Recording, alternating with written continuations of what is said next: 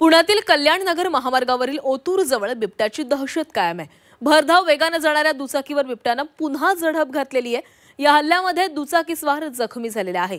2 दिवसांपूर्वी याच ठिकाणी बिबट्याने दुचाकीवरती हल्ला करत दुचाकीस्वाराला जखमी केलेलं होतं आणि त्यामुळे वाहनधारकांमध्ये आता भीतीचं वातावरण निर्माण झालंय। त्यामुळे या बिबट्याला जेरबंद करण्याचं मोठं आव्हान सध्या वन विभागापुढे असणार आहे।